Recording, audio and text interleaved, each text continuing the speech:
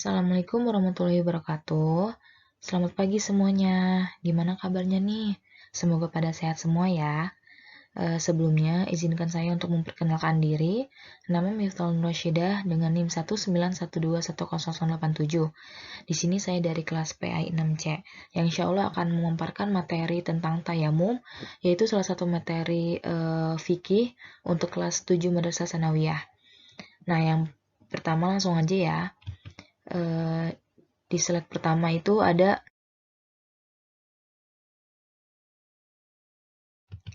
pengertian tayamum. Nah, tayamum sebagai salah satu bentuk bersuci, sangat jarang dilakukan dan kita lihat di sekeliling kita. Secara bahasa, tayamum adalah berniat melakukan sesuatu, sedangkan menurut istilah, tayamum merupakan pelaksanaan mengusap debu ke wajah dan kedua tangan dengan syarat-syarat tertentu sebagai ganti berwudu dan mandi besar.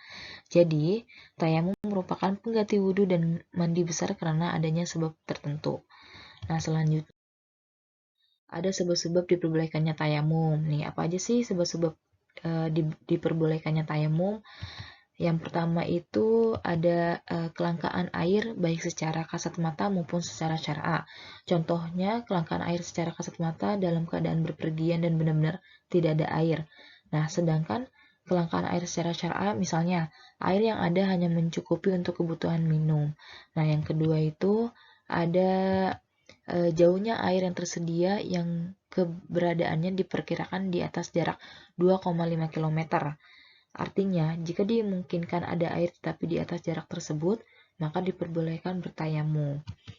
Nah, yang ketiga itu ada sulitnya menggunakan air baik secara kasat mata maupun secara syar'a. Contohnya itu yang pertama ada sulit secara kasat mata, misalnya airnya dekat tetapi tidak bisa dijangkau karena ada musuh, karena binatang buas, karena di penjara, dan seterusnya. Nah, yang kedua itu sulit menggunakan air secara syar'a.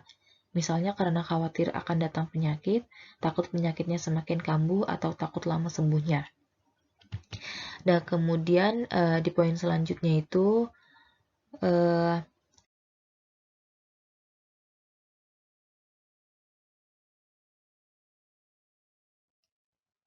ada ketentuan khusus tayamum. Nah, di sini ada beberapa ketentuan khusus tayamum. Itu yang pertama, harus dilakukan setelah masuk waktu sholat. Yang kedua, jika disebabkan oleh kelangkaan air, maka harus dibuktikan setelah melakukan pencarian dan pencarian tersebut dilakukan setelah masuk waktu sholat.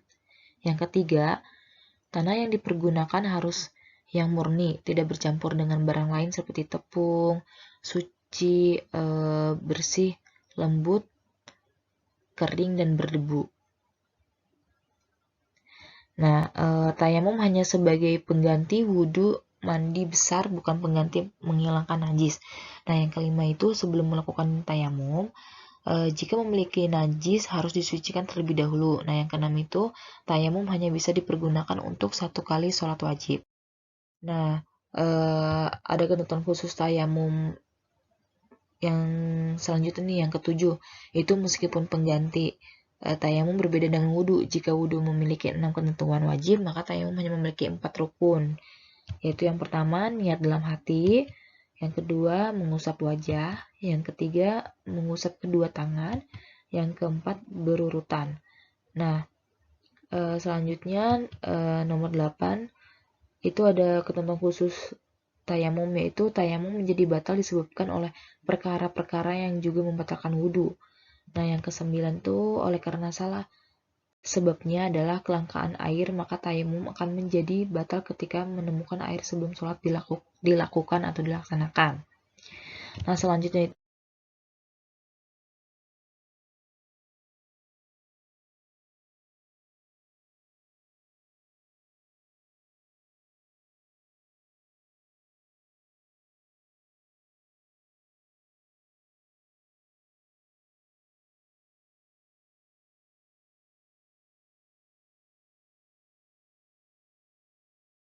cara pelaksanaan tayamum.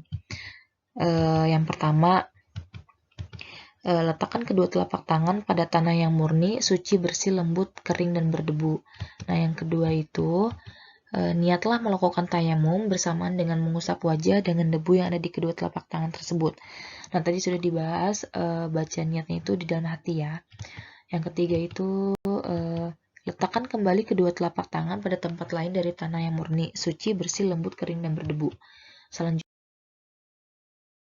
Cara selanjutnya itu cara yang keempat, usapkan telapak tangan kiri ke punggung tangan kanan dari bagian jari sampai siku. Nah, cara yang kelima itu, lalu usapkan telapak tangan kiri tersebut ke bagian dalam tangan kanan dari bagian siku sampai ke ujung jari. Dan kemudian untuk tangan kanan lakukan seperti cara nomor 4 dan 5. Mungkin hanya itu yang bisa saya sampaikan. Kurang lebihnya saya mohon maaf. Wabillahi taufiq wal hidayah. Wassalamualaikum warahmatullahi wabarakatuh.